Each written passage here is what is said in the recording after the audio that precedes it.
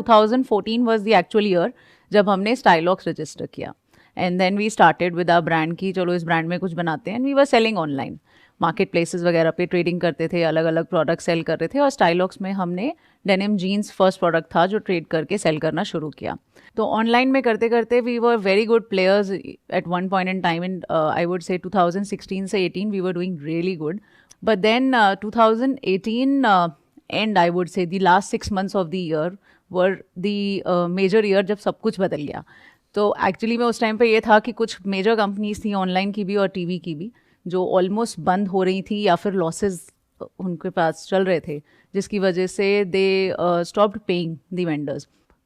जैसे ही पेमेंट्स रुकी तो फिर we had we started facing issues कि अभी तो पेमेंट्स ही नहीं आ रही. हाँ, मतलब वेंडर्स को पे करना है, पेमेंट्स आ नहीं रही हैं और कोई ऐसा इतनी बड़ी बैकलॉग नहीं है. आपके पास बफर रहता है बट नॉट दैट बिग कि आप उसको फेस कर पाओ. और उस टाइम पे आप कितनी ट्रांजैक्शंस कर रहे थे ऑन एन एवरेज? तो उस टाइम पे we were doing a business of मतलब अगर मैं टर्नओवर वाइज बात करूँ तो 4.5 CR पे थे हम साल का. हाँ, साल का. उसी टाइम पे पेरेंट्स के हेल्थ इश्यूज भी हुए. मतलब फादर को सडनली हार्ट इशू हुआ, मदर गिर गई, उनकी सर्जरी हुई. अच्छा, फैक्ट्री में आग लग गई एक फ्लोर पे, फिर सीलिंग इश्यूज हो गए. मतलब there was so much in those 6 months. Situation आ गई थी हमारी एक टाइम पे. I understand. That was in 2018 and 2018. So मतलब I would say July to December everything happened at a similar time. And then we were like कि because सबसे major जो हुआ वो ये था कि सीलिंग इश्यूज चल रहे थे उसी एरिया में. तो we had to look out for another place because it was a rented building जब तक हमने शिफ्ट कर लिया था. तो फिर हमने वहाँ से शिफ्ट करके गुड़गांव में अपना स्पेस लिया. एंड देन वी थॉट कि लेट्स स्टार्ट फ्रेश, क्योंकि गुड़गांव में is like a more corporate and industrial setup, थोड़ा प्रोफेशनली हम इसको टेकअप कर पाएंगे. And let's start with a new business model. तो जनवरी 2019 was the place when we shifted to Gurgaon, and then we started with our new business model, which was completely offline.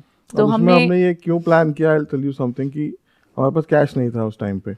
हाँ. और हमें उस time पे bank से भी कुछ issues थे, तो बैंक से लोन भी नहीं मिल रहा था, वो सारे इश्यूज थे.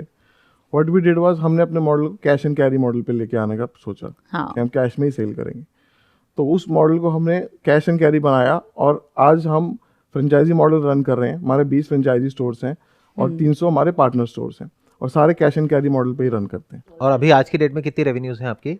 तो अभी एज ऑन टुडे मतलब इस ईयर में we are touching around 10 to 11 CR which is what we are looking at. और लास्ट ईयर में कितना था? लास्ट ईयर में इट वाज अराउंड 7.5-8.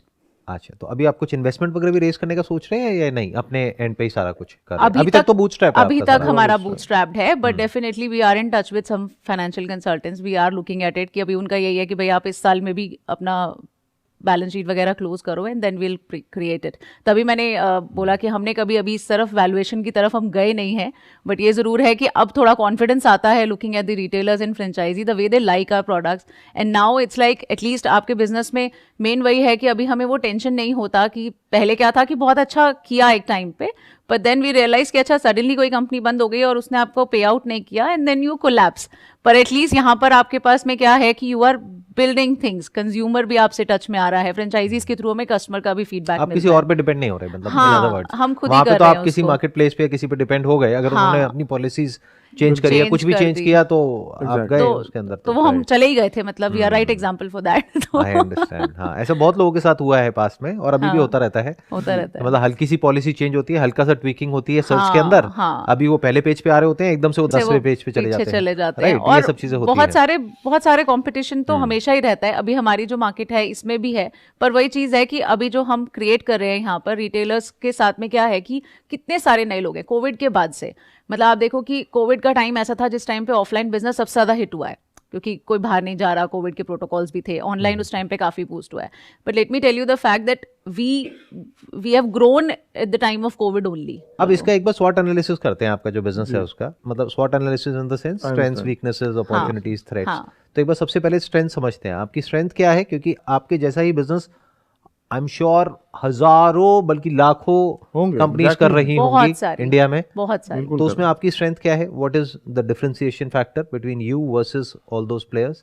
हर किसी के लिए मार्केट में स्पेस होता है, बस वो फिट ढूंढने की जरूरत होती है. तो हमें जो कस्टमर से ही सीखने को मिला है वो यही मिला है कि हमारा प्रोडक्ट एग्जैक्ट वहां पर फिट हो जाता है कि क्योंकि क्वालिटी का कोई बेंचमार्क नहीं है। प्राइस रेंज क्या है आपके प्रोडक्ट की? टी शर्ट्स आपकी 500-600 से आ जाती हैं, शर्ट्स आपके पास 800 ऑनवर्ड्स आ जाती हैं, जीन्स आपके पास 1000 ऑनवर्ड्स आ गई। तो मतलब एक मीडियम जो प्राइस पॉइंट है जिसपे एक होता ना कि जैसे हम ऑनलाइन भी सेल करते हैं तो जैसे कि 999 is a very sweet price point, कि 999 से नीचे नीचे जो है वो बड़ा ज्यादा सेलिंग में रहता है, because everyone wants to purchase 600 700 800। Market places में ज्यादातर ऐसे ही देखने को मिलता है, 600-700 रुपए 800 रुपए। हाँ एग्जैक्टली। पर रिटेल में वो चीज थोड़ा एक्सपेंसिव हो जाती है। बट हम यहाँ पर क्या कर रहे हैं कि 600 800 1000 या 1500 में वो प्रोडक्ट्स हम दे रहे हैं जिसकी एक्चुअल वर्थ जब वो रिटेल के ही किसी और स्टोर पे जाते हैं तो वो उसी प्रोडक्ट की वर्थ मिनिमम 2 और 2.5 टाइम्स ज्यादा रहती है। अभी जो आपका बिजनेस है उसमें से कितना परसेंट टियर 1 सिटीज से आ रहा है और कितना है जो टियर 2 टियर 3 सिटीज से आ रहा है? टियर 1 में तो है ही नहीं। टियर 1 में ऑल 5-7% होगा। बाकी हमारा टियर 2 टियर 3 कितना बताया आपने? टियर 1 में कितना होगा?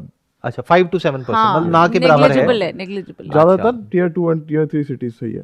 तो गोइंग फॉरवर्ड अगर अभी बात करी जाए, स्ट्रेंथ तो हमको क्लियर हो गई कि स्ट्रेंथ क्या है, कि आप बेसिकली एक ऐसे प्राइस पॉइंट पे आप दे रहे हैं which is quite competitive, right? कि अगर अनब्रांडेड भी कोई लेने जाएगा तो वो 600-700 रुपए का आएगा, बट वहां पे क्वालिटी का इशू आ गया। ब्रांडेड लेने जाएगा तो मानो 3-4 हजार रुपए का आएगा। आप अपना 1000-2000 के अंदर अंदर आप कर रहे हैं और वही क्वालिटी दे रहे हैं जो ब्रांड 3000 रुपए में एक आदमी को मिल रही है, राइट? तो ये तो हो गया स्ट्रेंथ। दूसरा एक और स्ट्रेंथ है जो हम सपोर्ट दे रहे हैं रिटेलर्स को, वो मार्केट में और कोई फिलहाल नहीं दे रहा है। बट सपोर्ट तो वन टाइम चाहिए होता होगा ना, जिस वक्त ओपन करना है, उसके बाद तो वो उसके खुद बाद संभाल लेते नहीं होंगे। तो उसके बाद उसको बहुत इश्यूज आते हैं। कितनी सारी दुकानें खुलती हैं पर बंद भी तो हो जाती हैं, राइट? तो यहाँ पर देयर इज अ गैप। हम क्या करते हैं कि अगर कोई स्टोर नहीं चल रहा है, परफॉर्म नहीं कर पा रहा है ना, तो we send a person, we do research in that market, we get the marketing done for him. तो हम वो अपनी कॉस्ट पे ही करते हैं अभी सब कुछ, for the exclusive stores I am saying, क्योंकि वो स्टोर की पूरी रिस्पॉन्सिबिलिटी हमारी। और आप बता रहे हैं आपके 20 एक्सक्लूसिव स्टोर्स हैं, हाँ। तो इसमें से कितने आपके खुले थे, कितने बंद हो गए और कितने बचे हैं आज की डेट में? आज तक में अभी टोटल तो 21 खुले थे, एक बंद हुआ। यहाँ पर एक और पॉइंट आता है कि आपने किसी को कन्विंस तो कर दिया स्टोर ओपन करने के लिए, उसने कर भी दिया, 8 लाख रुपए लगा दिया। अब उसमें से सबसे ज्यादा पैसा कौन कमा रहा है, कितना कमा रहा है, कौन छोड़ देते हैं, कितना कमा रहा है आदमी, और सबसे कम पैसा कितना कमा रहा है? एक तो आपने बताया, एक तो बंद ही हो गया। हाँ। बाकी बेस्ट केस सिनेरियो क्या है, वर्स्ट केस सिनेरियो क्या है? बेस्ट केस सिनेरियो है कि एक स्टोर अभी जो है हमारा एवरेज मंथली हमसे ही बिलिंग कर लेता है 2-2.5 लाख की, तो 4 to 5 lakhs का, 4 lakhs का एक्सक्लूसिवली आप ही के प्रोडक्ट्स आगे दे रहा है, तो 4 नहीं lakhs रखता का वो, और कंपनीज के प्रोडक्ट्स या और कुछ मतलब नहीं क्योंकि रखता। स्टोर का साइज है लाइक अराउंड 400 स्क्वायर फीट, तो उसमें हम उसको अच्छे से पूरा मेंस कैजुअल का केटर कर देते हैं, because we got accessories also, पूरा कुछ, मतलब मेंस का पूरा स्टोर है वो। वर्स्ट केस सिनेरियो क्या है? वर्स्ट केस वाला ले रहा है 50-60 हजार का एवरेज अगर हम पकड़ करके चलें 1.5-2 लाख रुपए हाँ महीने के आसपास, महीने के दैट मींस साल का 20 लाख रुपए के आसपास के हम एवरेज पकड़ के चल सकते हैं, हाँ जी। जिसने 8 लाख रुपए लगाया। अब आपकी वीकनेस क्या है? वीकनेस में ये है कि एनीबॉडी कैन डू दिस, कोई भी कर सकता है, हमारे से सीख के कोई भी कर भी सकता है। अब करा भी होगा किसी ना किसी ने, बहुत सारे हमारे यहीं से निकले होंगे, निकल करके उन्होंने अपना सेटअप कर दिया होगा, हमारे ही एम्प्लॉइज। क्योंकि ऐसा होता है ना कि जो लोग आपके साथ में जुड़े होते हैं, अब देखो आप काम कर रहे हो तो यू आर बीइंग योरसेल्फ, आप शेयर करते हो अपनी टीम से सब कुछ पता होता है सबको। सम पीपल स्टार्ट फीलिंग कि भाई हम ही तो सब कुछ कर रहे हैं, ये तो सिर्फ बताते हैं, करते तो हम ही हैं, तो छोड़ो, तो दे स्टार्टेड देमसेल्फ। अभी तक फ्रेंचाइजी से रिलेटेड क्या सबसे बड़ी प्रॉब्लम आई आपको? कोई किस्सा याद हो या कुछ हो? जो प्रोडक्ट वो मांग रहे हैं वो हमारे पास एक्चुअली या तो लाइन पे है, फंसा हुआ है, या बना नहीं है, हाँ। या वो जो जैसे कुर्ता मांग लेगा सडनली होली के टाइम पे। अब कुर्ता मतलब कहाँ से बना के तुम बनने में टाइम लगता है, and they get offended also कि नहीं आप हमें सपोर्ट करने का बोलते हो, हमें दे नहीं रहे हो प्रोडक्ट। एंड सर आप सोचो कि आपके पास 20 फ्रेंचाइजीज हैं पर बाकी पार्टनर्स भी हैं, और आपका जो प्रोडक्शन लाइन है वो ऑब्वियसली उसको क्या दिख रहा होता है, मेरा एक सेट, मतलब स्टोर पे कितना रख लेगा, एक सेट या 2 set, set means 4 pieces in 1 article and 8 pieces in 2 set, तो 8 पीस उसको दिख रहे होते हैं कि मेरे वो 8 पीस बिक जाएंगे तो मेरे को ये मिल जाता, और होली पे मुझे ये रखना था। पर मैं देख रही हूँ उसको 800 या 8000 की नजर से, क्योंकि मुझे तो सबको देना है तो मैं ये देख रही हूँ कि नहीं, इसकी डिमांड ही नहीं है इतनी, I can not invest in this right now and I have to do this, but they look at it from their point of view. तो उनकी एक्सपेक्टेशंस कभी हमारे साथ में ऐसे लगता है, हमें उसको देख के लगता है कि कभी तो खुश हो जाओ यार, मतलब इतना कुछ कर रहे हैं तो वो कभी कभी जो खुश होते हैं तो हम भी खुश हो जाते हैं कि चलो आज ये खुश है, मतलब दैट वेज। अब आते हैं अपॉर्चुनिटीज क्या है आपके बिजनेस में? अपॉर्चुनिटीज अभी बहुत सारी है। हम अभी तो हम सिर्फ रिटेल में कर रहे हैं, वी हैव ऑप्शंस कि फ्रेंचाइज को एक्सपैंड करें। इसके बाद अभी हम ऑनलाइन स्पेस में भी किसी तरह जा सकते हैं। अभी आप ऑनलाइन स्पेस में क्यों नहीं जा रहे? अब तो जा सकते हैं वापस से। नहीं जा सकते हैं। वो एक्सपीरियंस खराब रहा इस वजह से आप नहीं जा रहे हैं या क्या रीजन है? नहीं, अभी एक्चुअली में जो करेंटली हम कर रहे हैं उसके मल्टीपल फैक्टर्स हैं, और उसका सबसे बड़ा फैक्टर यही है कि हम बूटस्ट्रैप्ड हैं। तो हमें ये लगता है कि अभी जो क्लाइंटेज है उसको, एक होता है ना, क्योंकि क्लाइंट बनाना या लीड्स लाना बहुत इजी होता है। बहुत सारे ब्रांड्स हमने ऐसे, क्योंकि हमने रिसर्च करा, फ्रेंचाइजी का देखा, तो बहुत सारे ब्रांड्स हैं जिन्होंने 1 साल में ही 100 फ्रेंचाइजी खोल दिए, बट फिर उसको संभालना भी तो है ना। तो हम इसीलिए थोड़ा धीरे चलते हैं, क्योंकि फ्रेंचाइजी को ऑनबोर्ड करना कोई मुश्किल नहीं होता, पर पॉइंट है कि उसको बिजनेस दो और वो आपके साथ टिके और वो ही आपके लिए कोई रेफरेंस लेके आ जाए ना, वो एक मेन अचीवमेंट या वो खुद ही अपना दूसरा स्टोर ओपन एग्जैक्टली ऐसा हुआ अभी तक आपके साथ? हमारे साथ में दूसरा स्टोर तो नहीं, बट रेफरेंस बहुत रहते हैं। अच्छा, रेफरल हो जाता है, मतलब वर्ड ऑफ माउथ हो जाता है कि उसने ओपन किया, अपने मतलब रिलेटिव को बोल दिया, दूसरी सिटी में किया तो किसी को उसने बोल यहाँ पे दिया। कर लिया। ऐसे हाँ। हमारे पास अभी तक 2-3 केसेस हैं जो रेफरल से ही आए हैं, विच इज गुड एक्चुअली, क्योंकि वो बहुत जरूरी है। हाँ। क्योंकि जब तक वो ना हो, वर्ड ऑफ माउथ ना हो, तब तक आप समझ जाओ कि वो लॉन्ग टर्म में सस्टेनेबल नहीं है। Exactly. तो अपॉर्चुनिटी आप अभी ये कह रहे हो कि अभी अगर आपके 20 स्टोर खुले हैं तो 20 से बढ़ करके 200 भी हो सकते हैं, 2000 भी हो सकते हैं। 2000 भी हो सकते हैं, दैट इज वन। और क्या है अपॉर्चुनिटीज? ऑनलाइन स्पेस में हम जा सकते हैं, या D2C को आप और ऑनलाइन में you are talking about market places या फिर खुद डायरेक्टली अपनी हम website अपनी के through? अपनी website वेबसाइट पे के sell थ्रू कर सकते करेंगे। हैं। हाँ, और हमारी वेबसाइट market है places अभी। पे भी कर सकते हैं ऑफ कोर्स। हाँ, आई थिंक आपके बिजनेस में जो सबसे बड़ी अपॉर्चुनिटी ये है कि आप अपना एक ब्रांड बना सकते हैं, और वो ब्रांड भी अपने आप में स्टैंड आउट करे एक क्लटर्ड मार्केट स्पेस में जहाँ पे ऑलरेडी बहुत सारे ब्रांड्स हैं। बिल्कुल। अगर वही कर रहे हैं तो फिर वही it's going to be another me too kind of a product कि भाई I am also there, I am also there, I am also there. But अगर कुछ अलग कर पाए तो वहाँ पे बहुत बड़ी अपॉर्चुनिटी मेरे को नजर आ रही है, क्योंकि कहते हैं ना, रोटी कपड़ा मकान, तो कपड़ा तो चाहिए ही। तो अगर उसमें कुछ आप डिफरेंस अपना क्रिएट कर पाए, जैसे एक प्लस साइज करके एक ब्रांड है, उसने क्या किया कि वो आपको पता ही होगा कि मतलब किस तरीके से उन्होंने प्लस साइज जो लोग हैं उन लोगों के लिए कपड़े निकाले स्पेसिफिकली टारगेटेड, तो वो कुछ अलग हो गया। तो अभी जो आप कर रहे हैं, क्या वो product as far as product is concerned औरों के जैसा ही है या औरों से कुछ अलग है? हमारी, जैसा हम बोलते हैं कि हमारे प्रोडक्ट में स्टाइल एंड कंफर्ट दोनों डालते हैं, तो कोई भी प्रोडक्ट हमारा कंफर्टेबल मिलेगा, एक्सीलेंट स्टिचिंग क्वालिटी के साथ हम जो डेनिम जीन्स होती है वो मिलती है। हम उस लेवल पे प्रोडक्ट को बनाते हैं कि उसकी जो वर्थ हम दे रहे हैं ना, वो कोई और ब्रांड नहीं देता है। That is what we are sure of, and that is the place where we are different from others. कहता तो है, पर देने में फर्क होता है ना, क्योंकि जब आप उस प्रोडक्ट को खरीदने जाओगे तो आप भी जब उसको हाथ लगाओगे तो आपको पता चलेगा कि यहाँ पे, अब जैसे क्या होता है कि जो हमारे फ्रेंचाइजीज भी हैं उनका यही चैलेंज होता है कि साथ वाले पे ना बाय 1 गेट 3 मिल रहा है, या फिर कोई वो ऑफर दे रहा है, मैं क्या दूं। तो हम उसको यही एक्सप्लेन करते हैं कि आप ये देखो कि जो कस्टमर को लैंडिंग प्राइस, क्योंकि कस्टमर के जेब से जो पैसा जा रहा है वो तो वो गिनेगा ना कि मुझे 1000 रुपए में ये मिला है और वर्सेस मुझे 1000 रुपए में ये मिला है।